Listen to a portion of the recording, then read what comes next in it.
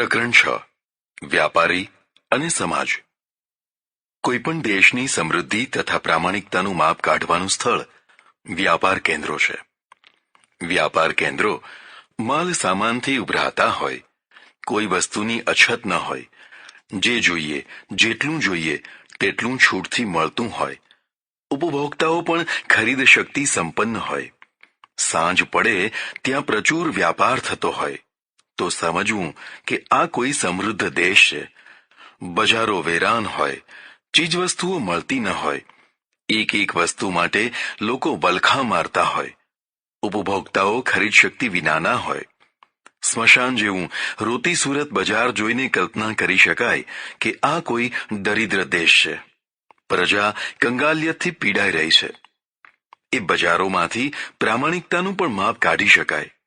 વ્યાપારી પૂરું જોગતો હોય, ભેળસેળ ન કરતો હોય, પોતાના જ હિતની માફક ગ્રાહકના હિતને પણ મહત્વ આપતો હોય, લેવડ દેવડમાં કદી વિશ્વાસભંગ ન થતો હોય, તો એમ સમજવું કે એ દેશની પ્રજા પ્રામાણિક છે।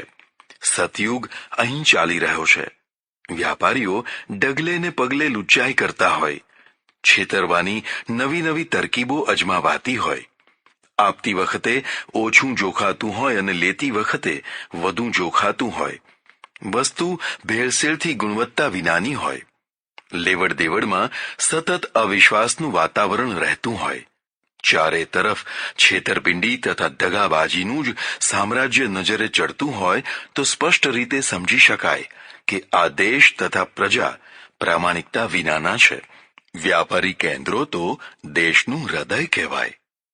હૃદય પૂરા શરીરને રક્ત પૂરું પાડતું રહે છે તથા રક્તને શુદ્ધ પણ કરતું રહે છે।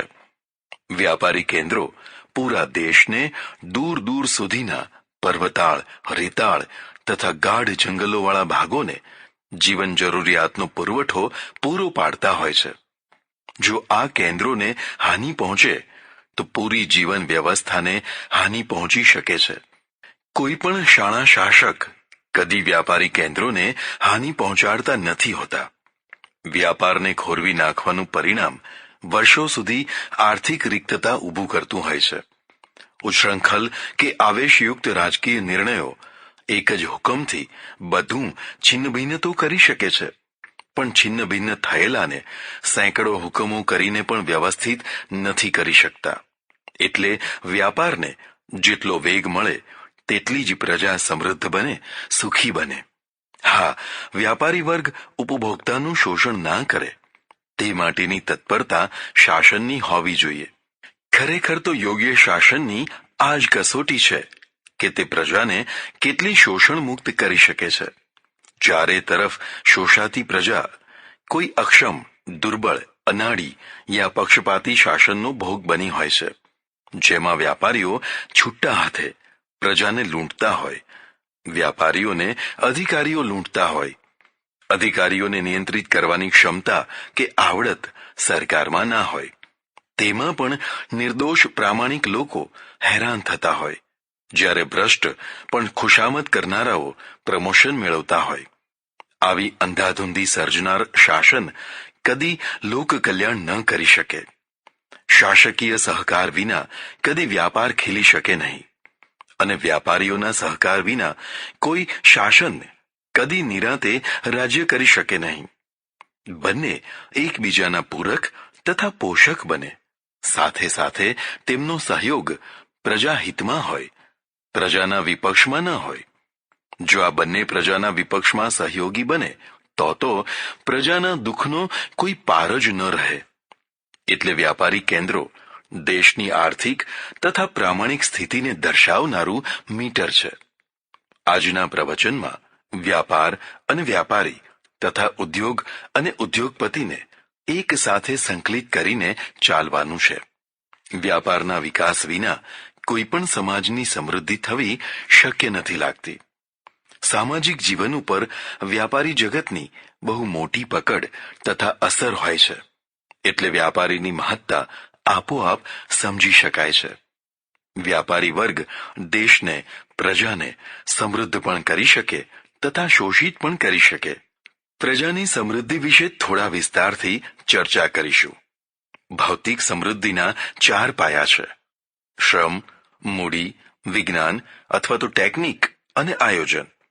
આ ચારેની સુચારુ વ્યવસ્થા ઊભી કરે તો તે સફળ શાસન. આ ચારેની ઉપેક્ષા કરે, વિશૃંખલ કરે યા કોઈના પક્ષપાત કરી કોઈને હડધૂત કરે તે શાસન કદી પણ સફળ ન થઈ શકે. પૂર્વગ્રહયુક્ત શાસક કદી પ્રજાનો સંતુલિત વિકાસ ન કરી શકે. આ પૂર્વગ્રહ પછી વિચારોનો હોય, નાત જાતનો હોય, આદર્શોનો હોય કે અકારણ હોય. કોઈ પણ પ્રકારનો પૂર્વગ્રહ વ્યક્તિની ક્ષમતાને હાનિ પહોંચાડતો જ હોય છે. રાજકર્તાને તો એ પારાવાર હાનિ પહોંચાડતો હોય છે, કારણ કે રાજકર્તાના પૂર્વગ્રહો તેની મહત્તા, ન્યાયપ્રિયતા તથા નિર્ણયો લેવાની ગુણવત્તાને ક્ષીણ કરી નાખતા હોય છે. પરિણામે તે વધુને વધુ વામન બનતો જતો હોય છે. પૂર્વગ્રહ પ્રેરિત નિર્ણયોથી અવ્યવસ્થા તથા અંધાધૂંધીનું પ્રમાણ વધવા લાગે છે. તેને ઠીક કરવા ફરી પાછા પૂર્વગ્રહ પ્રેરિત પગલાં ભરાય છે. એને પરિણામે અવ્યવસ્થા તથા અંધાધૂંધી ઘટવાની જગ્યાએ વધતી જ જાય છે.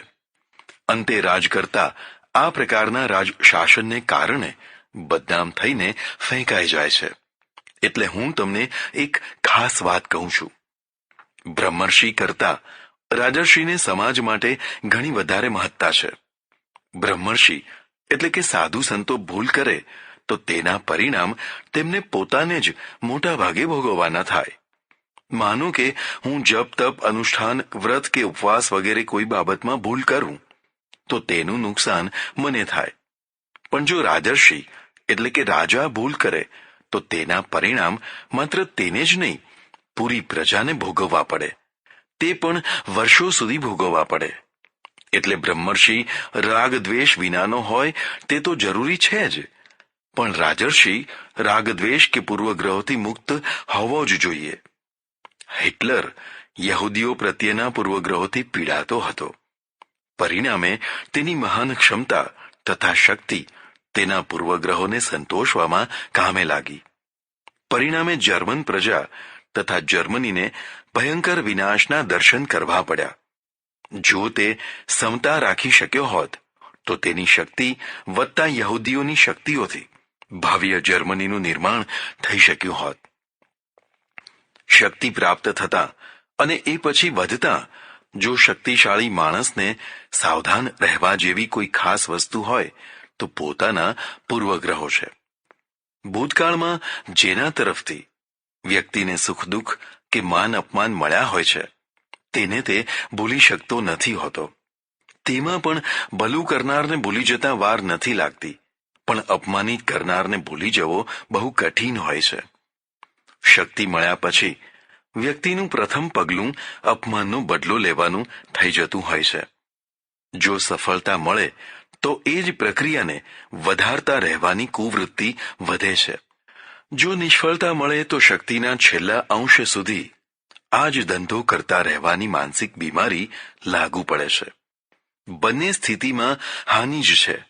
ખરેખર નિર્માણ કરી શકાય તેવી સ્થિતિ પ્રાપ્ત થઈ, પણ પૂર્વગ્રહોએ તેને બરબાદીમાં નાખી. એટલે રાજર્ષિ એટલે કે રાજા યા નેતા જો સમભાવવાળો હોય તો જ સફળ તથા કલ્યાણકારી શાસનની શક્યતા થઈ શકે. રાજર્ષિ હમણાં કહ્યા તે 4 પાયા શ્રમ, મૂડી, ટેકનિક અને આયોજનનું સંકલન કરે. ચારેને યથાયોગ્ય સ્થાન મળે. ચારે એકબીજાના પૂરક બને તો ખારા રણમાં વસેલી પ્રજા પણ સમૃદ્ધ થઈ શકે. જો આ ચારે એકબીજાના વિરોધી થઈ જાય યા એક બેને કાઢી જ નાખવામાં આવે તો નંદનવનમાં વસેલી પ્રજા કંગાળ બની જાય. ગરીબમાં ગરીબ પ્રજા પાસે પણ જેનો કદી અભાવ નથી હોતો તે શ્રમ કુદરતી મૂડી છે. વ્યક્તિ માત્ર પાસે થોડા ઘણા અંશમાં આ મૂડી હોય જ છે, પણ શ્રમ મૂડીની અપેક્ષા રાખતો હોય છે. મૂડી શ્રમને ખરીદે છે. મૂડી અને શ્રમનું પ્રમાણ અસંતુલિત થઈ જાય ત્યારે એકબીજાના શોષક બને છે. પ્રાચીન કાળમાં શ્રમનું ભયંકર શોષણ થયું છે. 12 કલાક સુધી અને કેટલીક વાર તો તેથી પણ વધારે સમય સુધી કારમી મજૂરી કરાવીને પૂરું પેટ પણ ન ભરાય તેટલું જ વળતર આપવામાં આવતું. વ્યક્તિને પશુની માફક ગુલામ બનાવવામાં આવતી તથા પશુ જેવો જ તેની સાથે વ્યવહાર કરવામાં આવતો. મહાજનો, શાસકો તથા ટેકેદારોએ સદીઓ સુધી શ્રમને નીચોવીને તેનો ક્રૂરતાપૂર્વક કસ કાઢ્યો છે. જે કોઈ જગ્યાએ માનવતાવાદી શાસન રહ્યું ત્યાં તેમના હિતની થોડીક પણ વ્યવસ્થાની જોગવાઈ થઈ. બાકી જ્યાં શાસક વર્ગ જ સ્થાપિત હિતોની આંખે દેખતો રહ્યો ત્યાં તો શ્રમના ઉપર મીઠું જ દળાતું રહ્યું. સદીઓના અત્યાચારો સહ્યા પછી શ્રમ સંગઠિત થતો ગયો. તેમના યુનિયનોની તાકાત વધતા વધતા એટલી હદે વધી ગઈ કે રાજ્યની લગામ પણ ઘણી જગ્યાએ તેમના હાથમાં આવી ગઈ. આજે શ્રમના પક્ષમાં જે કાંઈ સુવિધાઓ થઈ છે તે વર્ષોના તપ અને સંપનું પરિણામ છે. પહેલાના મજૂર કે કારીગરમાં અને આજના મજૂર કે કારીગરમાં આકાશ પાતાળનો ભેદ છે. જે અમદાવાદમાં 2-5 શેઠિયાઓ જ સર્વે સર્વા હતા તે જે ધારે તે કરી શકતા તે જ અમદાવાદમાં આજે સર્વે સર્વા મજૂર બન્યા છે. સમયનું ચક્ર કેટલું બદલાયું છે તે જોઈ શકાય છે. પણ સંસારનો એક નિયમ ચાલ્યો આવે છે. જે શોષિત છે તે જ વધુ શોષક થતા હોય છે. જે અત્યાચારનો ભોગ બન્યા હોય છે તે જ તક મળતા વધુ મોટા અત્યાચારી થતા હોય છે. પોતાના ઉપર વીતેલા વિતકોથી બોધપાઠ લેવાની જગ્યાએ કોણ જાણે કેમ તે એમ જ સમજતા હોય છે કે અમારા ઉપર જે થયું તેથી વધારે બીજાના ઉપર થવું જ જોઈએ. જે વહુએ સાસુના ઘોર અત્યાચારો સહ્યા છે તે જ વહુ સાસુ પદે પહોંચીને આવનારી વહુને તે જ રીતે તેથી પણ વધારે સતાવે છે. યાદ કરતી જાય, બોલતી જાય કે મારી સાસુએ તો મને આટલા દુઃખ દીધા છે, તને શું દુઃખ છે, ને સતાવતી જાય. તે પોતાની સાસુથી સવાઈ થવા ઈચ્છે છે. તેને એમ નથી થતું કે હું મારી સાસુ જેવી નહીં થાઉં. મજૂરોની બાબતમાં પણ લગભગ આવું જ થયું દેખાય છે. હવે તેમનો વારો છે એટલે તેમણે માલિકોને હેરાન પરેશાન કરવા માંડ્યા છે. મૂડી જો શ્રમનું શોષણ કરે તો તેથી શ્રમજીવી વર્ગ કંગાળ બની જાય. પણ શ્રમ મૂડીનું શોષણ કરે તો મૂડી કૃશ થઈને ઉદ્યોગ ધંધાને હાનિ પહોંચાડે. શરૂમાં દેખાતી મૂડીની હાનિ અંતે તો શ્રમની જ હાનિ થતી હોય છે. કારણ કે મૂડીની સદ્ધરતા વિના શ્રમ લાંબો સમય સક્રિય નથી રહી શકતો હતો. શ્રમ વિના એકલી મૂડીનો સ્ટોરેજ થઈ શકે છે પણ મૂડી વિના એકલા શ્રમનો સ્ટોરેજ નથી કરી શકાતો. આવી સ્થિતિમાં શ્રમ તથા મૂડી પરસ્પરના સહયોગી અને પૂરક થયા હોય તો જ પ્રજાને સમૃદ્ધિના દર્શન થાય. મૂડીવાદના ભયંકર શોષણની પ્રતિક્રિયા રૂપ મૂડીવાદના ઉચ્છેદની જે પ્રક્રિયા યુરોપ વગેરે દેશોમાં ચાલી તેથી કેટલાક સ્થળે વ્યક્તિનો મૂડીવાદ તો સમાપ્ત થયો પણ વ્યક્તિના મૂડીવાદ કરતાં પણ વધુ ભયંકર સરકારી મૂડીવાદ ઉભર્યો. પહેલા સરકાર તથા તેના કાયદાઓ વ્યક્તિગત મૂડીવાદને મજૂરોના પક્ષમાં દબાવતા પણ હવે સરકાર તથા સરકારના કાયદાઓ મજૂરોને જ વધુ ને વધુ દબાવતા થયા. કારણ કે બીજો પક્ષ સરકાર પોતે જ થઈ ગઈ હોય છે. આવી રીતે વૈયક્તિક મૂડીવાદથી ત્રાણ મેળવવા જેમણે ક્રાંતિ કરી યા જે તેવા આંદોલનોના હાથા બન્યા તે જ મજૂરો ઉલમાંથી ચૂલમાં પડ્યા જેવી સ્થિતિમાં આવી પડ્યા. હું ઇંગ્લેન્ડ હતો અને મારે યુરોપના દેશોનું ભ્રમણ કરવું હતું. તેથી જુદા જુદા દેશોના દૂતાવાસમાં જવાનું હતું. પશ્ચિમ જર્મનીનો વિઝા લેવા જતાં ભૂલથી પૂર્વ જર્મનીના દૂતાવાસમાં જવાનું થયું. અન્ય દૂતાવાસોના અનુભવ કરતાં અહીંનો અનુભવ જુદો જ થયો. દૂતાવાસમાં કોઈ ટેબલ ખુરશીઓ વગેરે કાંઈ જ દેખાય નહીં. થોડી વાર ગુમસુમ ઊભો રહ્યો. ત્યાં આકાશવાણીની માફક અવાજ આવ્યો. કોણ છો? કેમ આવ્યા છો? કોઈ સ્ત્રી બોલી રહી હતી. હું ચમક્યો. કોઈ દેખાતું નથી અને આ બાઈ ક્યાંથી બોલે છે? થોડી વારે ખ્યાલ આવ્યો કે નજીકમાં જે નાની બારી છે તેમાં સ્પીકર છે. પેલી બાઈ તથા અન્ય પણ મને જોઈ શકે છે, પણ હું તેમને જોઈ શકતો નથી. બહુ જ કડક વ્યવસ્થા છે. એકબીજાને જોયા વિના જ કામ પતાવી દેવાનું. મેં મારી વાત કહી. તેમણે જવાબ આપ્યો કે આ પૂર્વ જર્મનીની ઓફિસ છે. પશ્ચિમ જર્મનીનું દૂતાવાસ આ નથી, થોડે દૂર છે. આભાર. હું ચાલતો થયો. પણ સામ્યવાદીઓની અવિશ્વાસજનક વ્યવસ્થા આજે પણ યાદ આવે છે. યુરોપના યાત્રાના પ્રસંગે ગાઈડે અમને જણાવ્યું કે પૂર્વ અને પશ્ચિમ યુરોપમાં બધી રીતે ઘણો ભેદ છે. પશ્ચિમ યુરોપનો મજૂર જેટલો સ્વતંત્ર, જેટલી સુખ સુવિધાવાળો તથા જેટલો નિર્ભય છે, તેટલો પૂર્વ યુરોપનો મજૂર નથી. એકપક્ષીય મૂડીવાદ ભયંકર છે જ, પણ વૈયક્તિક મૂડીવાદ કરતાં સરકારી મૂડીવાદ તો બહુ જ ભયંકર છે. સદીઓ પહેલાની ગુલામી પ્રથાની કદાચ નવી આવૃત્તિ જેવા પરિણામ લાવનારો છે. સાથે સાથે હું બીજી વાત પણ કહેવા માંગુ છું. એકપક્ષીય મૂડીવાદ જેટલો ભયંકર છે, તેટલો જ કદાચ તેથી પણ વધારે એકપક્ષીય મજૂરવાદ પણ ભયંકર છે. મજૂરોનું શોષણ ન થાય, તેમને તેમના ઉચિત હક્કો મળે તથા તેમનું રક્ષણ થાય. આ બધું તો જરૂરી છે, પણ મજૂરવાદ એટલો બધો વકરી જાય કે ઉદ્યોગપતિ તેની મિલમાં પણ ના જઈ શકે. મેનેજર પણ થરથર ધ્રુજે. ગમે ત્યારે ગમે તેને ઘેરી લેવાય. ગમે તેના ઉપર હાથ ઉપાડતા કે ખૂન સુદ્ધા કરી નાખતા વાર ન લાગે. યુનિયનોના આગેવાનો વિવેક તથા ગંભીરતાપૂર્વક પક્ષ વિપક્ષનો ખ્યાલ કર્યા વિના માત્ર એકપક્ષીય રીતે વર્ત્યા કરે અને દાદાઓ જેવું ભયજનક વાતાવરણ સર્જે, આ બધું યોગ્ય ના કહેવાય. અમેરિકામાં મજૂર હકના કાયદાઓની સાથે એમની જવાબદારીની રેખાઓ પણ અંકિત છે. કોઈ યુનિયન કોઈ હડતાળનું સમર્થન કરે અને જો કોર્ટમાં હડતાળ અવૈધ ઠરે તો ફેક્ટરી માલિક યુનિયન ઉપર લાખો ડોલરનો દાવો કરી શકે. કોર્ટ શીઘ્ર ન્યાય આપી યુનિયનને લાખો ડોલર ચૂકવવાની ફરજ પાડે. પરિણામે ઘણા યુનિયનો બેજવાબદારી ભરી વર્તણૂક કરતા અટકે. આપણે ત્યાં આવી સ્થિતિ નથી, એટલે યુનિયનો ઘણીવાર અનાડી નિર્ણયો લઈ બેસતા હોય છે. વ્યાપાર ધંધાને ખોરવી નાખતા કે લોકજીવનને ભયંકર હાડમારીમાં ધકેલી દેતા યુનિયનોને તેમના નિર્ણયોની ગંભીરતાનું ભાન કરાવવા આ દેશમાં પણ આવા ઉભયપક્ષી કાયદાની જરૂર છે, જેથી અનાડી નિર્ણયોને રોકી શકાય. સામાન્ય રીતે મૂડીપતિઓને શોષક માનવામાં આવે છે. કેટલાક અંશમાં આ વાત સાચી પણ છે, પણ શ્રમનો ખરો શોષક તો કોઈ બીજો જ છે. મજૂરનું મોટું શોષણ તો મજૂર જ કરે છે. તમે કોઈ મિલ ફેક્ટરીમાં જઈને તપાસ કરો.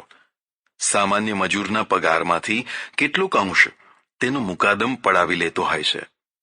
તેના ખાતાનો માસ્તર કે જોબર કે અન્ય કોઈ જેને થોડી ઘણી સત્તા હોય છે, તે સામાન્ય કારીગરને રાખતા પહેલા જ સોદો કરતા હોય છે. તે સોદા પ્રમાણે નિયમિત રીતે તેમનું શોષણ થતું હોય છે. નહેર ખોદવાની હોય, ચણતર કામ હોય કે ધાબુ ભરવાનું હોય, આ બધા કામોમાં તમે ઝીણી તપાસ કરશો તો દેખાશે કે સામાન્ય ગરીબ મજૂરોનું શોષણ તેનો જ ભાઈ કરતો હોય છે. સરકાર યા પાર્ટી તરફથી તેને જે પૈસા મળતા હોય છે, તે પૂરેપૂરા તેના હાથમાં નથી આવતા હોતા. તેના મોટા ભાઈઓ તેમાંથી સારો એવો અંશ પોતાના ગજવામાં રાખીને બાકીનો અંશ એને આપતા હોય છે. લગભગ બધે જ થોડા ઘણા અંશમાં આ પ્રક્રિયા જોઈ શકાય છે. એટલે મજૂરનો શોષક મૂડીપતિ કરતાં પણ મજૂર જ વધારે છે. તેનું મુખ્ય કારણ ભ્રષ્ટ જીવન પદ્ધતિ તથા શ્રમની લાચારી છે. જેને ગરજ છે તેને આ બધું સ્વીકારવું જ પડતું હોય છે.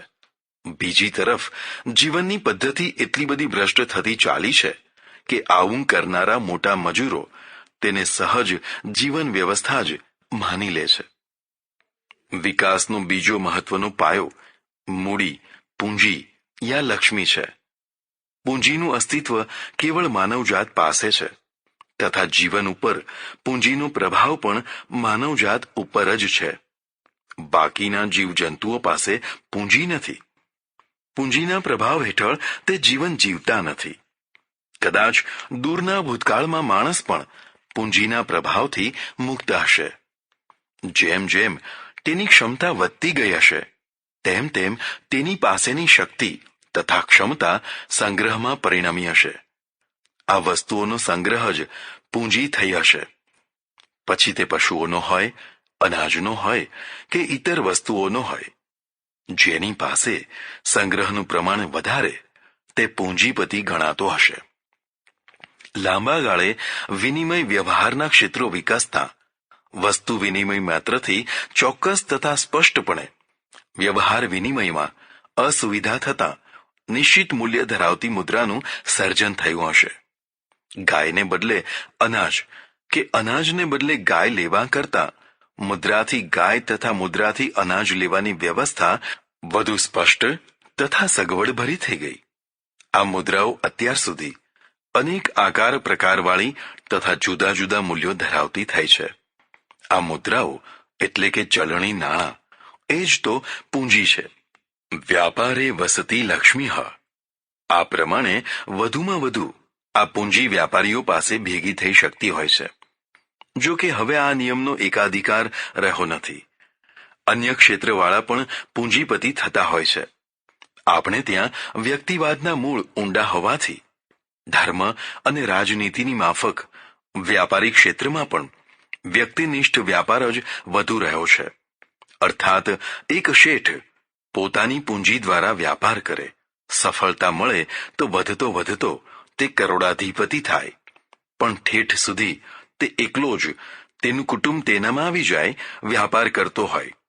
ભલે તે રાજની કક્ષાનો નગર શેઠ બને, પણ તે હોય એકલો જ, એટલે કે તેનું જ કુટુંબ માત્ર. પશ્ચિમના લોકોએ વ્યાપારિક ક્ષેત્રમાં એક નવી તથા મહત્વની ક્રાંતિ કરી. તેમણે પૂંજી ઊભી કરવા કંપની પ્રથા શરૂ કરી. 2, 5 કે 10 જણ મળીને પોતાની મૂડીને ભેગી કરી મોટી મૂડી બનાવે, અથવા તો શેર હોલ્ડરો બનાવીને સામાન્યમાં સામાન્ય માણસને પણ કંપનીમાં હિસ્સેદાર બનાવે. આ પદ્ધતિથી પૂંજી ઊભી કરવાનું સરળ બન્યું.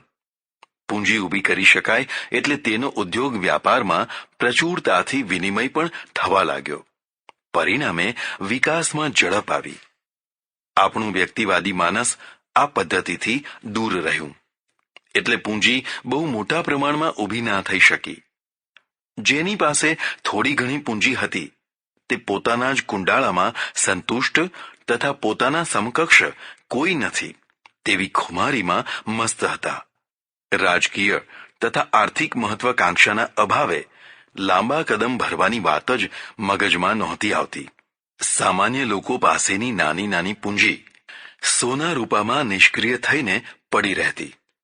બેંક પદ્ધતિના અભાવમાં સુરક્ષાની દ્રષ્ટિએ પોતાની વધારાની પૂંજી સોના ચાંદી વગેરે મૂલ્યવાન તથા વિશ્વાસપાત્ર વસ્તુઓમાં રોકી જમીનમાં દાટી દેતા. પરિણામે દેશની મોટાભાગની પૂંજી નિષ્ક્રિય સ્થિતિમાં પડી રહેતી. જ્યારે યુરોપની પૂંજી કંપનીઓના શેરોમાં તથા અન્ય રીતે સીધી યા આડકતરી રીતે નિર્માણલક્ષી હેતુઓમાં સક્રિય રહેતી. એટલે જે વિકાસ યુરોપ કરી શક્યું તે આપણે ન કરી શક્યા. ગરીબાઈના અનેક કારણોમાં આ એક મુખ્ય કારણ છે કે ભારતીય પૂંજીને વધુને વધુ સક્રિય ન બનાવી શકાય. અગુપ્ત બાહ્ય પૂંજીની સુરક્ષાની ગેરંટીનો અભાવ તથા વળતરના આકર્ષણનો અભાવ, આ બધા કારણોસર અહીંની પૂંજી મોટા ભાગે નિષ્ક્રિય તથા ગુપ્ત જ રહી.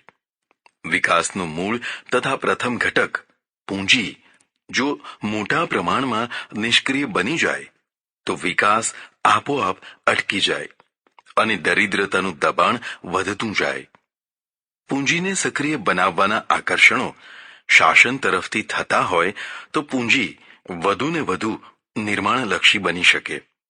ભૂતકાળમાં નવાબી તથા દરબારી રાજ્યો મોટા ભાગે આર્થિક દ્રષ્ટિકોણ વિનાના તથા અસ્થિરતા ભર્યા હોવાથી મૂડી પ્રોત્સાહિત ના થઈ. પરિણામે ગરીબાઈ વધતી ગઈ. આજના સંદર્ભમાં પણ મૂડીને પૂરતું પ્રોત્સાહન નથી મળી શકતું તેવું સ્પષ્ટ દેખાય છે. એક પેપર વર્કની બહુલતા લોકોને થકવી નાખે છે. નાનામાં નાની દુકાન કરવા માટે પણ કોણ જાણે કેટલા ફોર્મ ભરવા પડે, કેટલી ઓફિસોના કેટલા નાના મોટા સાહેબોને સલામ કરવી પડે. આ બધું કર્યા પછી પણ કેટલા સમયે કામનો નિવેડો આવશે તે કહેવું મુશ્કેલ છે. અતિશય ભ્રષ્ટાચારી જીવન પદ્ધતિથી લોકો ત્રાસી ગયા છે. વધારે પડતું પેપર વર્ક વધારે વિલંબ તથા વધારે ભ્રષ્ટાચારને પ્રોત્સાહિત કરે છે. પેપર વર્ક ઓછામાં ઓછું તદ્દન જરૂરી હોય તેટલું જ રાખવું જોઈએ. બહુ ચોપડા ચીતરવાથી કાંઈ વધુ ચોકસાઈ નથી થતી હોતી. અભિમન્યુના ચક્રાવાની માફક જુદી જુદી ઓફિસોના ચક્રવ્યૂહનું ભેદન કરીને કોઈ 7મા કોઠે પહોંચી જાય તો પણ વીજળી, પાણી, કાચો માલ અને છેવટે મજૂર યુનિયનોનું કાયમી દબાણ, છાશવારે ચાલતી વ્યાપારી નીતિ, આ બધા વચ્ચે વ્યાપારી તથા ઉદ્યોગપતિની શક્તિ ચૂસાતી રહેતી હોય છે. જો ભ્રષ્ટાચારી જીવન પદ્ધતિને નાથી શકાય તથા મૂડીને પ્રોત્સાહિત કરી શકાય તો જ ગરીબાઈની સમાપ્તિ કરી શકાય. હિન્દુ ધર્મ દેવદેવીઓના પ્રતીકોથી ઉભરાઈ રહ્યો છે. જીવનની પ્રત્યેક મહત્વપૂર્ણ શક્તિને કોઈ દેવદેવીનું રૂપ આપવામાં આવ્યું છે. મેં ઘણી તપાસ કરી પણ મને શ્રમ દેવતાનું સ્વરૂપ ન મળ્યું. શ્રમ જે મહાન શક્તિનો આધાર પાયો છે તેને કોઈ દેવદેવીમાં સ્થાન ન મળવામાં કદાચ સમાજ જીવનમાં શ્રમનું મહત્વ ન હોવાનું હોઈ શકે. જે હોય તે, પણ હાલ તો તેનું કોઈ સ્વરૂપ જડતું નથી. હા, પૂંજીપતિનું સ્વરૂપ સ્પષ્ટ દેખાય છે. કુબેર, ઉત્તર દિશાનો દેવ. કુબેર પૂંજીપતિનું સ્વરૂપ છે. તેનું ચિત્ર કે મૂર્તિ જોવા મળે તો ધ્યાનથી જોજો. એક પગની પલાઠીવાળી બીજો પગ ઊભો કરી તેના પર ઉતરેલું ચિંતાતુર માથું ટેકવી વિશાળ પેટવાળો કુબેર લક્ષ્મીના ઢગલા ઉપર બેસીને પણ હસી નથી શકતો.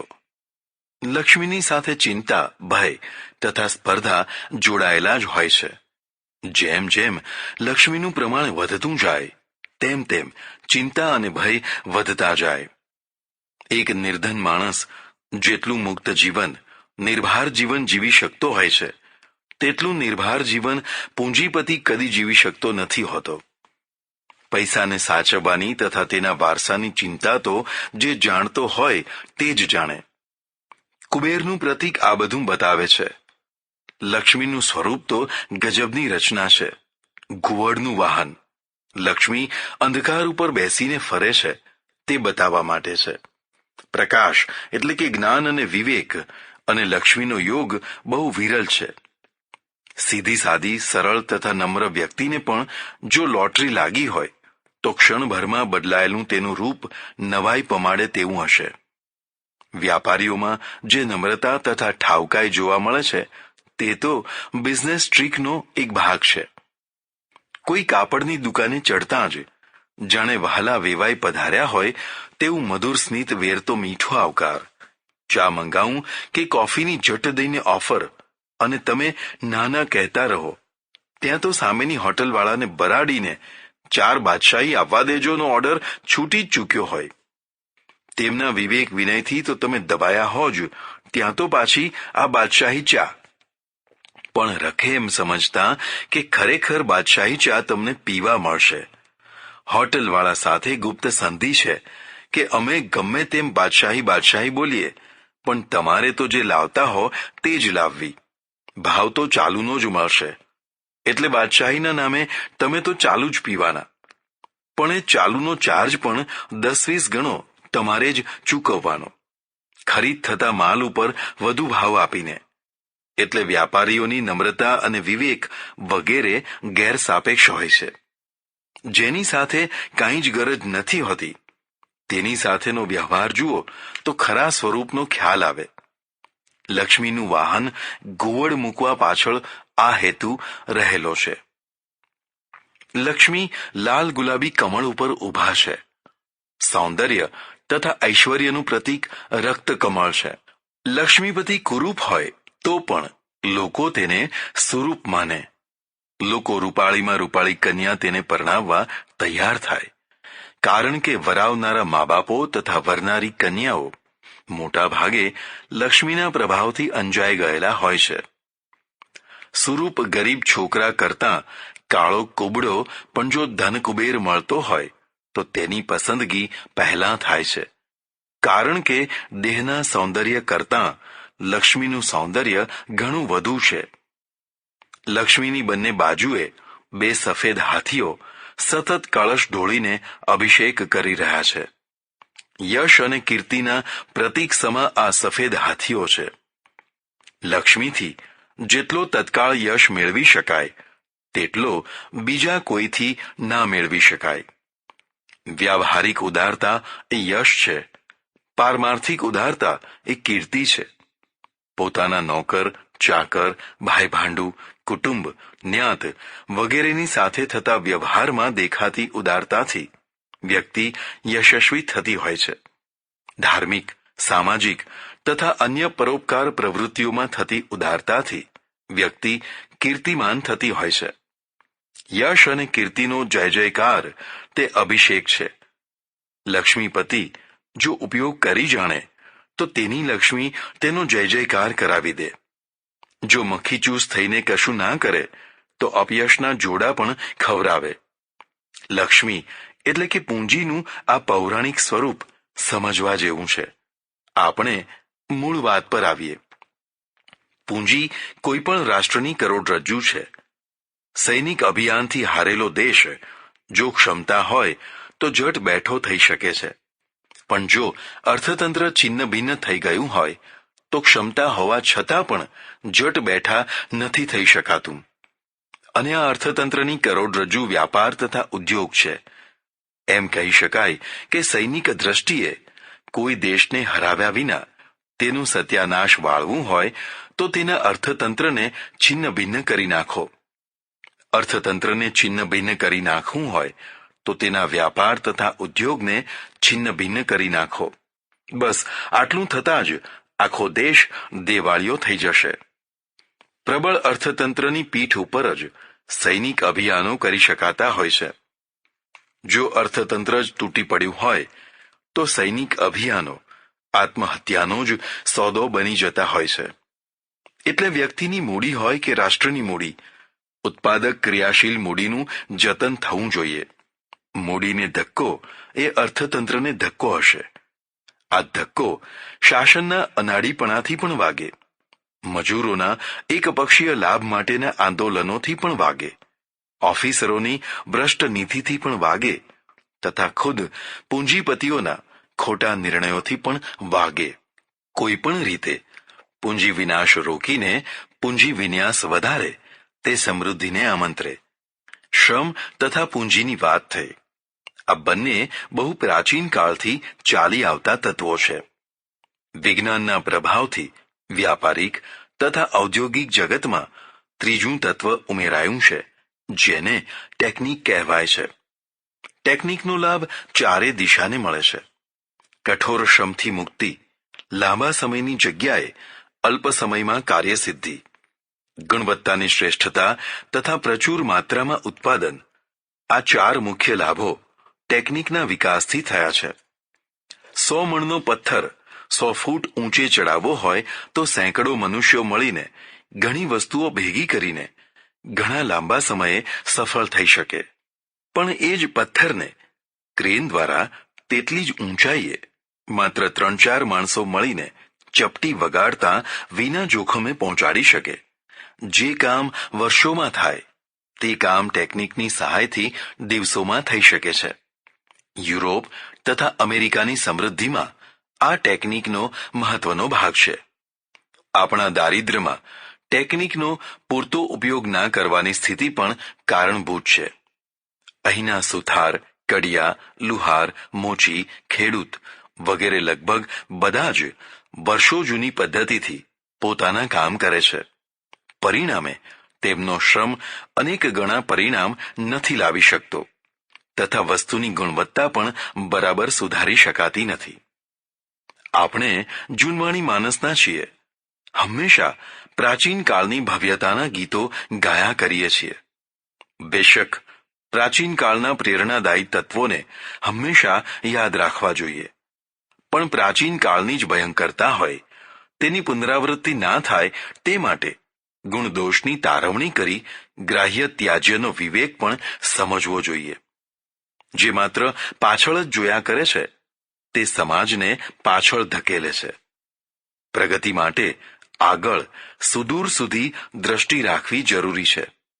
હા, પ્રેરણા માટે પાછળ પણ ધ્યાન આપવું જરૂરી છે.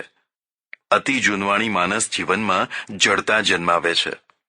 પશ્ચિમના દેશોમાં જ્યાં વર્ષમાં 2 વાર મોડલ બદલાઈ જાય છે, ત્યાં આપણે 20 વર્ષ સુધી, કોઈ વાર તો તેથી પણ વધારે જૂના ઢાંચાને છાતીએ ચિપકાવી રાખીએ છીએ. ટેકનિક પ્રત્યેના અભિગમ તથા તે માટેની ક્ષમતા વિકાસનો અભાવ તેનું કારણ છે. ટેકનિકનો પૂરો ઉપયોગ ન થવાના 3 કારણો લાગે છે. 1. અક્ષમતા, 2. સૈદ્ધાંતિક વિરોધ તથા 3. જીવન વિકાસ પ્રત્યે નકારાત્મક અભિગમ. પ્રજાનો બધો જ વર્ગ બધી બાબતની ક્ષમતાવાળો નથી હોતો. વિજ્ઞાનનું ક્ષેત્ર પ્રતિભા તથા સાહસનું ક્ષેત્ર છે, અને પ્રજાનો પ્રત્યેક વર્ગ તથા પ્રત્યેક વ્યક્તિ વૈજ્ઞાનિક થઈ શકતા હોતા નથી. એક વ્યક્તિને કોરડા મારીને મજૂર બનાવી શકાય, પણ મારી નાખીને આઇન્સ્ટાઈન કે રવિન્દ્રનાથ ના બનાવી શકાય. પ્રતિભા જન્મજાત હોય છે. સમાજ તથા શાસન તેને ખીલવવાની ભૂમિકા તથા વ્યવસ્થા ઊભી કરતું હોય છે. જો સમાજ તથા શાસન આ પ્રકારનું વલણ ન રાખે તો પ્રતિભા કાં તો વિકસી નથી શકતી અથવા વિકસેલી પ્રતિભા વિદેશ ખેંચાઈ જાય છે. રાજકારણના કેટલાક નિહિત સ્વાર્થો પૂરા કરવા શાસન પ્રતિભા કરતા અપ્રતિભાને વધુ પ્રાથમિકતા આપે છે. બેવડા ધોરણોથી વ્યક્તિનું મૂલ્ય થાય છે. 75% ઉત્તીર્ણ એક વ્યક્તિ કરતાં 45% ઉત્તીર્ણ અન્ય વ્યક્તિને સરસાઈ મળે છે. પ્રતિભાનું આવું અપમાન તથા ઉપેક્ષા ભાગ્યે જ કોઈ બીજા દેશમાં થતું હશે. આ તો મેં કાયદેસર થતી ગરબડનો ખ્યાલ આપ્યો. વગર કાયદે, પક્ષપાતી તથા ભ્રષ્ટાચારી વલણોથી કોણ જાણે કેટલાય નાર્લિકરો, કેટલાય હરગોવિંદ ખુરાનાઓ ત્રાસીને આ દેશથી પરદેશ ચાલ્યા ગયા હશે અને આજે પણ ચાલ્યા જતા હશે. અમેરિકાની સમૃદ્ધિ તથા સર્વોપરિતામાં દુનિયાભરમાંથી સ્વીકારેલા વૈજ્ઞાનિકોનો મોટો ફાળો છે. જ્યારે આપણે આપણા ઘરના જ રત્નોને એક તો નથી ઓળખી શકતા અને ઓળખીએ તો નથી ન્યાય આપી શકતા. ભારતનું બુદ્ધિધન વિદેશ તરફ દોટ મૂકે છે. તેનું કારણ તથા નિવારણ સમય રહેતા જો નહીં કરવામાં આવે તો આ દેશ મલાઈ કાઢી લીધેલા દૂધ જેવો થઈ જશે. પહેલા કહ્યું એમ સમાજ વૈજ્ઞાનિક અભિગમ વિનાનો છે. ધર્મો વિજ્ઞાનને વિપક્ષી સમજી તેનો વિરોધ કરે છે. વ્યક્તિ તથા સમષ્ટિના દુઃખોના વાસ્તવિક કારણો શોધવાની જગ્યાએ ભૂત પ્રેતની બાધાઓ, તાવીજો, બીજા કર્મકાંડોની ભરમાર છે. તૂટી પડતા સ્કાયલેબથી ભારતને બચાવવા એક સંસ્થા ગામે ગામ ગાયત્રી યજ્ઞો કરવા બેસી જાય. આ તે કેવું યુગ નિર્માણ કહેવાય. પ્રતિદિન થતા આકાશ, સ્થળ તથા જળના અકસ્માતોમાં સેંકડો માણસો માર્યા જતા હોય છે. સ્કાયલેબનો પછડાટ પણ કદાચ જો વસ્તીવાળા ક્ષેત્ર ઉપર થાય તો પણ એ વિમાન પડવાથી થતા વિનાશ જેટલો થાય. તેવી આપત્તિને હિંમતથી સહી લેવાની તત્પરતા પ્રજામાં ભરી હોય તો કંઈકે યુગ નિર્માણ કર્યું ગણાય. તેની જગ્યાએ પ્રજાને ભીરુ તથા કાલ્પનિક હવાતિયા મારતી કરવી, તેને યુગ નિર્માણ કહેવું એ ખાતરને બદલે મીઠું વાપરીને ખેતી વધારવા જેવું છે. પ્રજામાં ધાર્મિક અભિગમ હોવો જોઈએ, પણ સાથે સાથે વૈજ્ઞાનિક અભિગમને પણ સ્થાન હોવું જોઈએ. વૈજ્ઞાનિક દ્રષ્ટિનો સદંતર વિરોધ કરીને માત્ર ધાર્મિક દ્રષ્ટિથી આપણું જીવન પ્રકાશ થોડો અને અંધકાર વધુ એવું થશે. ધર્મ એ જ સૂક્ષ્મ કહેવાય જે વિજ્ઞાનને સ્વીકારી શકે તથા પચાવી શકે. વિજ્ઞાનથી બીતો ફરે તે ધર્મ નહીં, પણ અંધશ્રદ્ધાની ખાડ છે, જેમાં ચુસ્ત ધાર્મિકો પટકાઈ મરતા હોય છે. વિજ્ઞાન પણ એ જ કલ્યાણકારી બને જે ધર્મની આણમાં વિચારે. ધર્મની સાચી આણની ઉપેક્ષા કરનારું વિજ્ઞાન સુખ કરતાં દુઃખ જ વધુ વાવતું હોય છે. યુગદ્રષ્ટા ધર્મગુરુ આ બંનેના કલ્યાણકારી તત્વો એકબીજાના સહાયક તથા પોષક બનાવે. આ રીતે સમાજમાં વિજ્ઞાનની ટેકનિકની ભૂમિકા તૈયાર થાય. ફરી કહી દઉં કે વિજ્ઞાનનો વિકાસ કરવાની ક્ષમતા યા ત્રેવડ ભારતીય પ્રજામાં પૂરેપૂરી છે, પણ શાસન અને સમાજની પરિસ્થિતિ બહુ સહાયક નથી. જો આ બંનેની પરિસ્થિતિ સુધરે તો અહીં કેટલાય આઇન્સ્ટાઈનો પેદા થઈ શકે તેમ છે.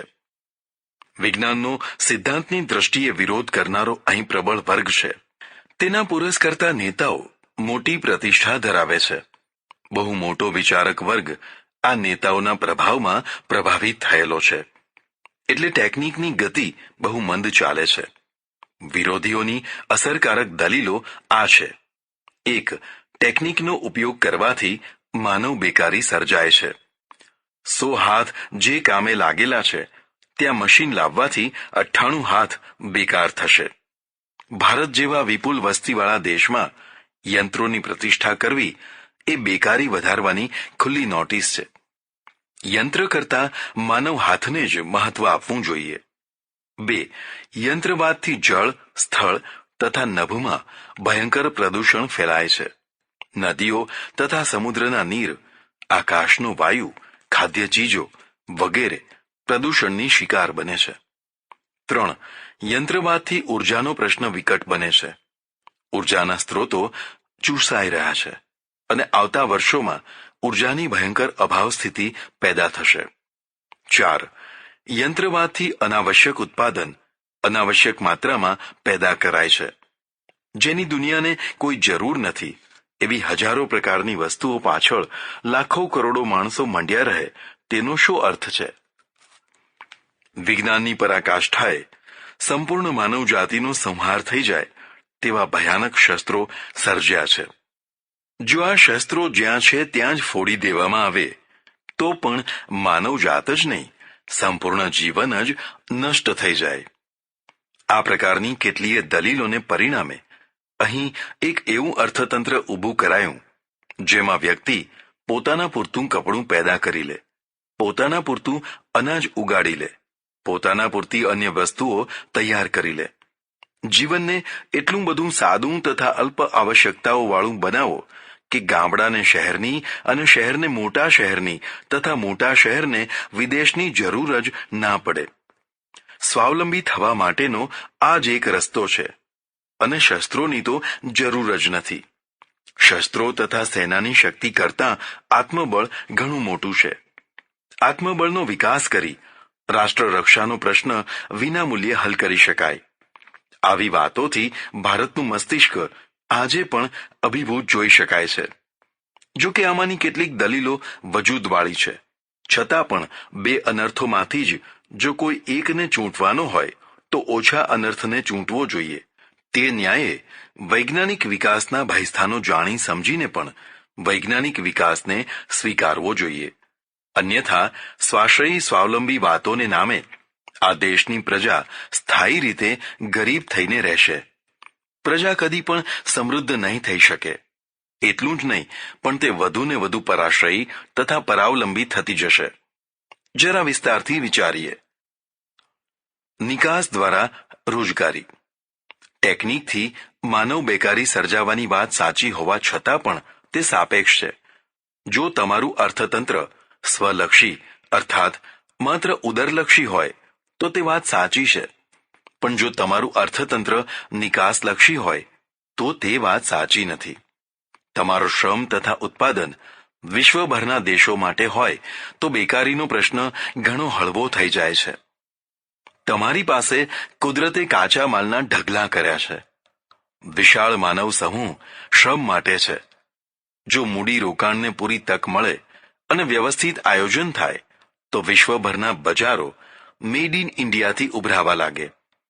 અહીંના બંદરોથી જનારો પાકો માલ હુંડિયામણની થેલીઓથી ભારતની તિજોરીઓ ભરી દે. આજે હુંડિયામણના 80% પેટ્રોલિયમ પાછળ ખર્ચાઈ જાય છે. બાકીના 20%થી તો શું શું ખરીદી શકાય? હુંડિયામણની આ તંગી નિર્મિત માલની નિકાસથી દૂર કરી શકાય. મશીન, કાપડ, દવાઓ, ઇલેક્ટ્રોનિક વસ્તુઓ, શસ્ત્રો, અનાજ વગેરે એકે એક વસ્તુઓનું ઉત્પાદન સ્વલક્ષી હેતુઓ માટે નહીં પણ નિકાસલક્ષી દ્રષ્ટિથી કરવામાં આવે તો બેકારી ફેલાવાની જગ્યાએ બેકારી નિવારણની સક્ષમ ભૂમિકા થઈ શકે. પ્રદૂષણનો ઉકેલ, વૈજ્ઞાનિક પ્રક્રિયાઓનો વિકાસ. યંત્રવાદથી પ્રદૂષણની સમસ્યા વધે છે તે વાત સાચી છે, પણ તેનું સમાધાન યંત્રવાદની સમાપ્તિથી નહીં પણ વૈજ્ઞાનિક પ્રયત્નોથી કરવું ઉચિત છે. અમેરિકા જેવા આધુનિક દેશમાં જેટલું પ્રદૂષણ છે તેના કરતાં ભારતમાં મોટા શહેરોમાં વધુ પ્રદૂષણ છે, કારણ કે તેમણે પ્રદૂષણ નિવારણની સભાનતા રાખીને કડક કાયદાઓથી પ્રદૂષણ ફેલાવનારા તત્વોને નિયંત્રિત કર્યા છે, જ્યારે આપણે ત્યાં એવું નથી થઈ શક્યું. અહીંની રિક્ષાઓ, ટ્રકો, ટ્રેક્ટરો જેટલા ધુમાડા છોડતા ફરે છે તેવું ધુમાડા છોડતું એક પણ વાહન ત્યાં જોવા નહીં મળે. તરત જ તેને બંધ કરી દેવાય. આવું જ ફેક્ટરીઓના ધુમાડા તથા પાણી નિકાલની વ્યવસ્થા માટે છે. એટલે આ પ્રશ્ન સાચો હોવા છતાં પણ જો વૈજ્ઞાનિક પ્રક્રિયાને વિકસાવવામાં આવે તો તેનું સમાધાન શક્ય છે. એક તો ઉર્જાનો, બળતણનો કોઈ એવો વિકલ્પ મળી આવે જેમાં પ્રદૂષણનું પ્રમાણ ના હોય યા અલ્પ હોય. સૂર્યશક્તિ યા એટમ શક્તિ વગેરે આશ્વાસનપ્રદ છે. ઉર્જાના સ્ત્રોત. ઉર્જાના સ્ત્રોતો સુકાઈ રહ્યા છે તે વાત સાચી છે, પણ સાથે સાથે નવા સ્ત્રોતો તૈયાર પણ થઈ રહ્યા છે. સૂર્ય, સમુદ્ર તથા વાયુ વગેરે અમાપ શક્તિ ધરાવતા સ્ત્રોતો ઊભા જ છે. આ સ્ત્રોતોને દોહવાની પ્રક્રિયા સરળ થઈ જાય તો ભારત જેવા દેશ માટે તો સોનાની વર્ષા થઈ ગણાય. વિજ્ઞાનને આ દિશામાં વધુ સક્ષમ બનાવવું જોઈએ. ભવિષ્યમાં કશું નહીં રહે માટે અત્યારથી જ કશું ના કરવું તેવા નિરાશાવાદી વલણ કરતા ભવિષ્યમાં ઘણા અજ્ઞાત દ્વારો ખુલી જશે તેવી આશા સાથે જીવવું ઉત્તમ છે. ટેકનિકથી એટલે કે યંત્રોથી અનાવશ્યક વસ્તુઓ અનાવશ્યક માત્રામાં ઉત્પન્ન થવા લાગે છે. આ વાત સાચી હોવા છતાં પણ સાપેક્ષ છે.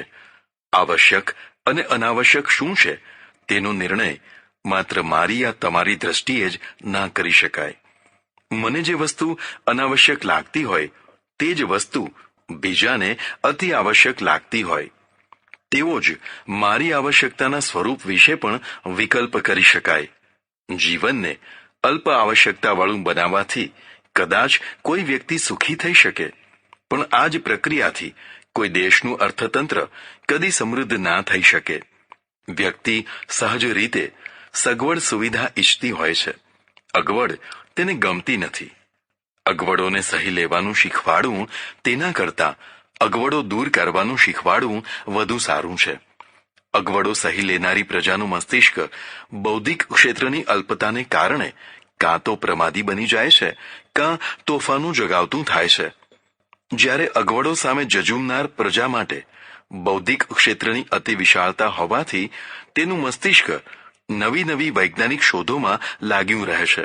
બાકીની પ્રજા ઉપર હંમેશા તે સરસાઈ ભોગવે છે.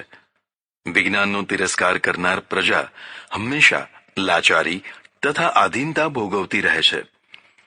ચરમ વિકાસને કારણે અણુબોમ્બ, હાઇડ્રોજન બોમ્બ તથા ન્યુટ્રોન બોમ્બ જેવા ભયંકર વિનાશકારી શસ્ત્રો પેદા થયા છે.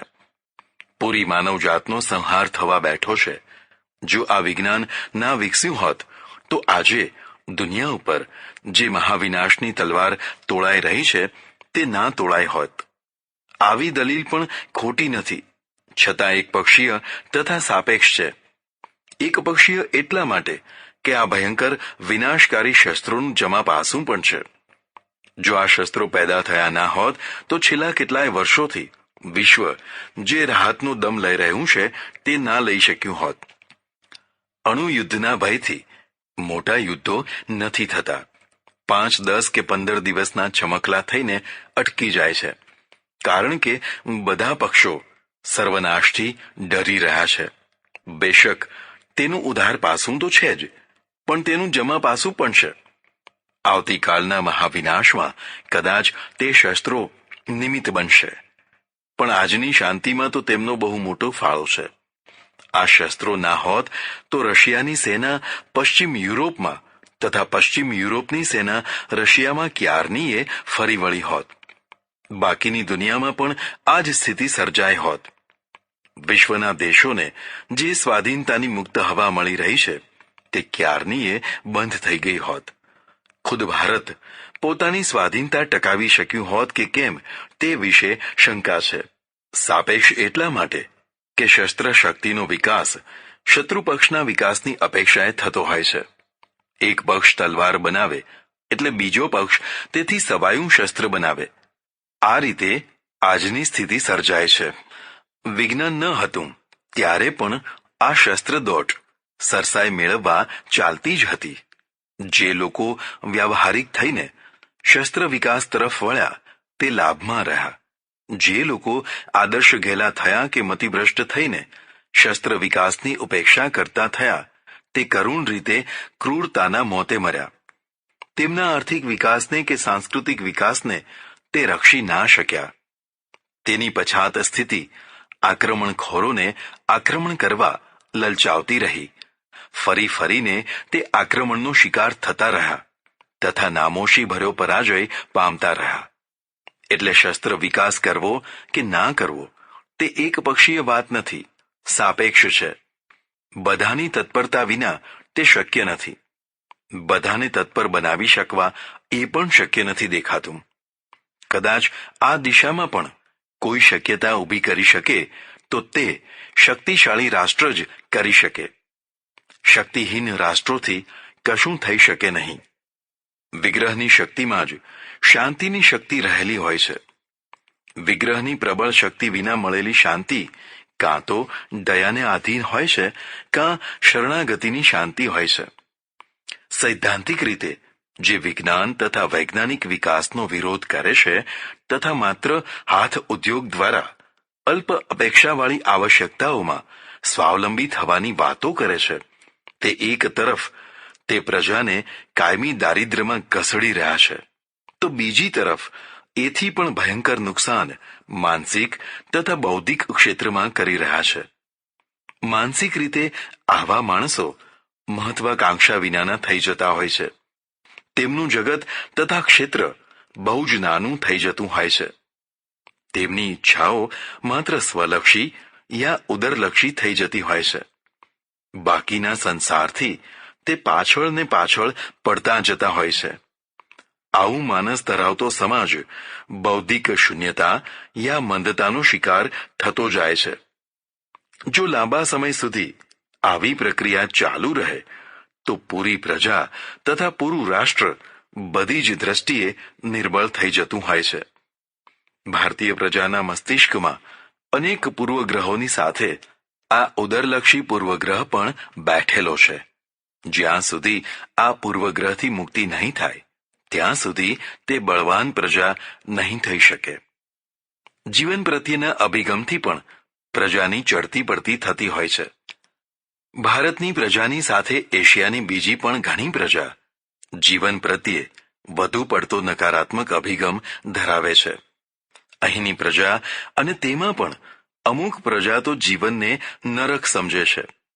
સંસાર ઘોર પાપોનું જ પરિણામ છે. શકવર્તી રાજા થઈને પણ કશું સુખ મળતું નથી. દુઃખ સિવાય તથા માયાજાળ સિવાય સંસારમાં કાંઈ જ નથી. ડહાપણ તેમાં છે કે જે આ સંસારથી ભાગી છૂટે છે. ઘોર તપ, ઘોર કષ્ટોથી ભરપૂર જીવન તથા દેહ યાતનાથી સિદ્ધિની વિચારધારાને જ્ઞાનીઓની વિચારધારા માનવામાં આવે છે. પરિણામે જીવન પ્રત્યે નકારાત્મક વલણ વધતું જાય છે. તપ, ત્યાગ, વૈરાગ્ય, જ્ઞાન વગેરે વધુ ને વધુ સ્વલક્ષી થઈને આધ્યાત્મિક સ્વાર્થનું પ્રમાણ વધારે છે.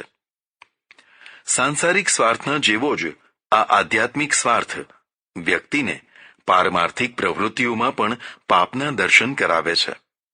એથી જીવન તો નિષ્ક્રિય થઈ જાય છે, કાં અર્થહીન ક્રિયાઓમાં અટવાતું જાય છે. નિષ્ક્રિયતા કે અર્થહીન ક્રિયાઓના હિમાયતીઓની પૂજ્ય પુરુષોમાં ગણના થાય છે. આ પ્રકારની ધાર્મિકતા યા આધ્યાત્મિકતા પ્રજાની વાસ્તવિક દુઃખસ્થિતિને દૂર કરવામાં સહાયક નથી થતી. પ્રાણ પ્રશ્નોનું સમાધાન કરવાની જગ્યાએ તે તેના ઉપર ધૂળ નાખી થોડા સમય માટે દાટી દેવાનું પસંદ કરે છે. એકવાર પ્રશ્નોને દાબી દેવાની કળા હાથમાં આવ્યા પછી માણસ વધુ ને વધુ નકામો થતો જાય છે. જીવન તો પ્રશ્નની સામે જજુમવામાં છે, તેનું સમાધાન કરવામાં છે. તેને દાટી દેવાથી તે કંઈ મટી જતા નથી. થોડા જ સમયમાં અનેક ગણી ભયંકરતા લઈને તે પાછા ફૂટી નીકળતા હોય છે. અતિ ભોગમય જીવન તો આત્મઘાતી છે જ, પણ અતિ નિવૃત્તિ એટલે કે નિષ્ક્રિયતામય જીવન પણ કલ્યાણકારી નથી. બંને છેડાએ વિનાશ છે, મધ્યમાં જ કલ્યાણ છે. બંને તરફના અતિના પરિહારમાં કલ્યાણ છે. એટલે જીવનને નકારાત્મક અભિગમથી મુક્ત રાખવું હિતાવહ છે. ભારતમાં વૈજ્ઞાનિક વિકાસમાં આવો અભિગમ પણ બાધક રહ્યો છે. હવે ધીરે ધીરે લોકોના અભિગમમાં પરિવર્તન આવતું જોઈ શકાય છે. તે શુભ ચિહ્ન છે. વિકાસનું ચોથું અને સૌથી મહત્વનું તત્વ આયોજન છે. તમારી પાસે શું છે તેનું મહત્વ નથી, પણ જે છે તેનું આયોજન કરી શકો છો કે કેમ તેનું મહત્વ છે. પુષ્કળ હોવા છતાં પણ જો આયોજન ના હોય તો હાથમાં નિષ્ફળતા જ આવતી હોય છે. થોડું હોય પણ જો દ્રષ્ટિપૂર્ણ આયોજન હોય તો ઘણી મોટી સિદ્ધિ પ્રાપ્ત થતી હોય છે. આયોજન વિનાની વિશાળ સેનાને આયોજનયુક્ત નાની સેના સરળતાથી હરાવી શકતી હોય છે. દેશની સમૃદ્ધિની ચાવી આ આયોજનકારો પાસે રહેતી હોય છે. ભારતને કુદરતે એટલું બધું આપ્યું છે કે જો તેનું યોગ્ય રીતે આયોજન કરવામાં આવે તો આ દેશ ગરીબ ન રહે. શ્રમ, મૂડી અને વિજ્ઞાન આ ત્રણનું આયોજન યથાયોગ્ય માત્રામાં કરી શકે તે રાષ્ટ્રને સમૃદ્ધ કરી શકે. જેને આ ત્રણેયનું આયોજન ન આવડે તે સમૃદ્ધ રાષ્ટ્રને પણ બરબાદ કરી નાખે. કોઈ પણ વ્યાપાર આયોજન વિનાનો હોઈ શકે નહીં. અન્ય ક્ષેત્ર તો આદિથી અંત સુધી આયોજનથી જ ભરેલું છે. ભારતનો વ્યાપારી દુનિયાના કોઈ પણ વ્યાપારી જેટલી જ કુશાગ્રતા ધરાવે છે. જો તે 2-3 દોષોથી મુક્ત થાય તો મારો વિશ્વાસ છે કે વ્યાપાર ક્ષેત્રમાં ભારતનું દેશ વિદેશ બંનેમાં ઊંચું સ્થાન થાય. ભારતીય વ્યાપારીઓ ઉપર 3 મોટા કલંક છે. 1. અપ્રામાણિકતા, 2. ગુણવત્તાનો અભાવ અને 3. સમયની પ્રતિબદ્ધતાની ઉપેક્ષા. અપ્રામાણિકતા તો આપણી નસે નસમાં લોહી સાથે ભળી ગયેલું જાણે જીવન તત્વ છે. સ્વરાજ્ય પછી આ દેશમાં ઘણું નિર્માણ કાર્ય થયું છે, થઈ રહ્યું છે. જો નિર્માણ ના થઈ શક્યું હોય તો તે આ દેશના માણસનું જ નથી થઈ શક્યું. 1947ના વારસામાં જે માણસ ભારતને મળ્યો હતો તે દિવસે દિવસે વધુ ને વધુ વામન થતો ગયો છે. એમ કહેવાય છે કે અત્યારે રૂપિયો માત્ર 17 પૈસાના મૂલ્યનો થઈ ગયો છે. આ જેટલું સાચું છે તેટલું જ માણસ માત્ર 17 પૈસાનો થઈ ગયો છે તે પણ સાચું છે. દુનિયાભરમાં આપણી એવી ખરાબ છાપ છે કે આપણું માથું શરમથી ઝૂકી જાય છે. અહીંના વ્યાપારીનો સૌથી મોટો શત્રુ તેની અપ્રામાણિકતા છે. વ્યાપારીઓ એમ સમજીને જ વ્યાપાર કરે છે કે સત્યથી વ્યાપાર થાય જ નહીં. ભેળસેળ તો જાણે જીવન સિદ્ધિ થઈ છે. કઈ વસ્તુ ભેળસેળ વિનાની છે તે નક્કી કરવું કઠિન છે. તેમાં પણ ખાદ્ય પદાર્થોમાં અખાદ્ય વસ્તુઓની ભેળસેળ તો અસહ્ય સ્થિતિનું નિર્માણ કરે છે. સારું બતાવી હલકું પધરાવી દેવું, ઓછું આપવું, અનિશ્ચિત ભાવતાલ કરવા, રકઝક કરીને પછી જ સોદો કરવો, આ બધું આપણા નાના તથા મોટા બંને પ્રકારના વ્યાપારીઓની ખાસિયત થઈ ગઈ છે. એને કારણે લોકો વ્યાપારીઓને હંમેશા શંકા તથા અવિશ્વાસની નજરે જુએ છે. ગુણવત્તા એટલે કે ક્વોલિટીની તો જાણે આપણને પડી જ નથી હોતી. હલકામાં હલકી વસ્તુ બનાવી કેમ કરીને લોકોને પધરાવી દેવી, તેની કળામાં જ જાણે વ્યાપારની સફળતા આવી જાય છે. આજે પરદેશી વસ્તુનો મોહ લોકોને કેમ લાગ્યો છે? સ્વદેશી વસ્તુઓ પ્રત્યે કેમ આકર્ષણ નથી થતું? કારણ કે ગુણવત્તાની વિશ્વસનીયતામાં બહુ મોટો ફરક છે. આંખ મીચીને પણ પરદેશની વસ્તુ મોંઘા ભાવે લેવા લોકો તૈયાર હોય છે, કારણ કે ગુણવત્તા, ટકાઉપણું, ક્ષમતા વગેરે બાબત તેને પૂરો વિશ્વાસ હોય છે. એમ કહેવું કે પરદેશનો આંધળો મોહ તેમાં કારણભૂત છે, તે બરાબર નથી. રાષ્ટ્રવાદનું સર્ટિફિકેટ મેળવવા હલકી, તકલાદી, ગુણવત્તા વિનાની બનાવટી વસ્તુઓ ખરીદવાની અનિવાર્યતા સ્વીકારવા સામાન્ય પ્રજા તૈયાર ના હોય. તે તો પોતાના પૈસાનું પૂરું વળતર ઈચ્છે છે. રાષ્ટ્રવાદની તીવ્ર ભાવના જગાવવા પોતાના ઉત્પાદનની ગુણવત્તાને સુધારવી જ જોઈએ. લોકો ગૌરવથી કહી શકે કે આ અમારા દેશની વસ્તુ છે. એની બરોબરી કરે તેવી કોઈની પાસે?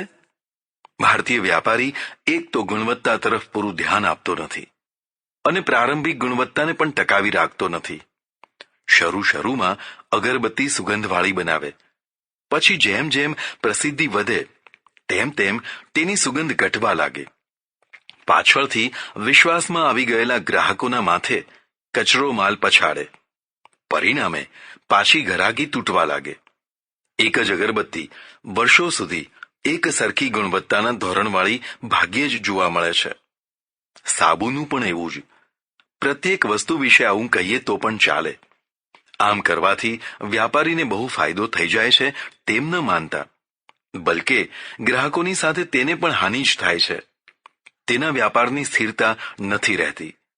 ટૂંકા માર્ગે ઝટ વધુ કમાઈ જવાના લોભમાં તે પોતાના વ્યાપારને જ નષ્ટ કરી બેસે છે.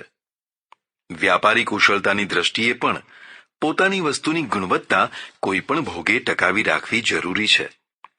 ઇંગ્લેન્ડમાં આપણો એક વિદ્યાર્થી ભણવા ગયેલો. તે જેને ત્યાં રહેલો તે ભાઈ દૂધ પહોંચાડવાનો ધંધો કરે. એક દિવસ પૂરતું દૂધ ન આવવાથી તે ઉદાસ થઈને બેઠેલો કે ગ્રાહકોને પૂરી માત્રામાં દૂધ કેમ કરીને પહોંચાડી શકીશ. તેની ઉદાસીનતા જોઈને પેલા વિદ્યાર્થી ભાઈએ પૂછ્યું કે કેમ ઉદાસ છો? તેણે જવાબ આપ્યો કે શું કહું, આજે દૂધવાળાઓ ઓછું દૂધ આપી ગયા છે. 10 કેનની જગ્યાએ 9 કેન જેટલું દૂધ આવ્યું છે. હવે બધા ગ્રાહકોને પૂરું દૂધ કેવી રીતે અપાશે તેની ચિંતા થાય છે. તેની વાત સાંભળીને વિદ્યાર્થી ખડખડાટ હસ્યો. અરે, એમાં ચિંતા શાની કરવાની? હું તેનો સરળ રસ્તો બતાવું છું. 9 કેન દૂધમાં 1 કેન પાણી નાખી દો એટલે 10 કેન થઈ જશે. બસ દરેકને પૂરતું દૂધ મળી જશે. જાણે બહુ મોટું સમાધાન કરી નાખ્યું હોય તેમ તેણે ગૌરવપૂર્વક જણાવ્યું. તેની વાત સાંભળીને પેલા ભાઈએ બહુ ગંભીરતાથી કહ્યું, ઘણા દિવસોથી હું વિચારતો હતો કે આવડો મોટો ભારત દેશ ગુલામ કેમ બન્યો છે. મને કાંઈ સંતોષકારક સમાધાન મળતું ન હતું. પણ ભાઈ, તારી આજની સલાહથી હવે મને જવાબ મળી ગયો કે તમે ગુલામ કેમ છો. જે દેશનો ઊંચું શિક્ષણ લેનાર વિદ્યાર્થી પણ આવી હલકી રીતો અજમાવવા લલચાતો હોય, તે દેશની સામાન્ય પ્રજાની જીવન દ્રષ્ટિ કેટલી હલકી હશે તેની કલ્પના કરી શકાય છે. આવી પ્રજા ગુલામ જ થાય. ક્વોલિટીના, ગુણવત્તાના નિર્માણ વિના શું સ્વાધીનતા મળી શકે ખરી? કદાચ મળી હોય તો ટકી શકે ખરી? નહીં, કદી નહીં. પ્રથમ માનવ ગુણવત્તાનું નિર્માણ કરીને જ બીજા નિર્માણનું સુખ લઈ શકાય છે. વિશ્વાસઘાતી, દગાબાજ, ચોર, ધૂર્ત તથા માત્ર પૈસા માટે જ જીવનાર માણસો કદી ગૌરવપૂર્ણ સ્થાન મેળવી શકે નહીં. આપણા વ્યાપારીની સ્થિતિ ગૌરવપૂર્ણ તો નથી જ. બેશક આજે ઘણા પ્રામાણિક તથા ઉત્તમ નિયમોવાળા વ્યાપારીઓ છે, પણ તેમની સંખ્યા બહુ જ નગણ્ય છે. આપણે સમયનું મૂલ્ય જાણતા નથી. વર્ષોનો, મારો જ નહીં, તમારો પણ આ જ અનુભવ છે કે કોઈ સભા નિર્ધારિત સમયે શરૂ થાય જ નહીં. 4 વાગ્યાનો સમય નિર્ધારિત હોય તો 5 વાગ્યે માંડ શરૂ થાય. તેમાં પણ જો કોઈ નેતા આવવાના હોય તો પછી કહેવું જ શું. અહીંનો વ્યાપારી પણ સમયને સમજતો નથી. સમયસર વસ્તુઓ ના પહોંચાડી શકવાના કારણે કેટલાય વ્યાપારી સોદાઓ કેન્સલ થાય છે. વિદેશી વ્યાપારમાં તો આ દોષ બહુ જ અક્ષમ્ય બની જતો હોય છે. જો સમયસર વસ્તુ પહોંચાડવાની દ્રષ્ટિ આવે તો વ્યાપારને ઘણો લાભ થઈ શકે તેમ છે.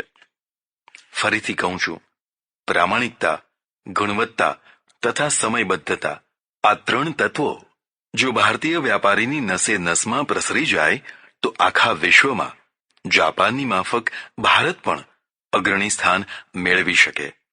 શક્યતાઓ ઘણી છે. આવશ્યકતા માત્ર વ્યક્તિના મસ્તિષ્ક તથા પદ્ધતિને બદલવાની છે.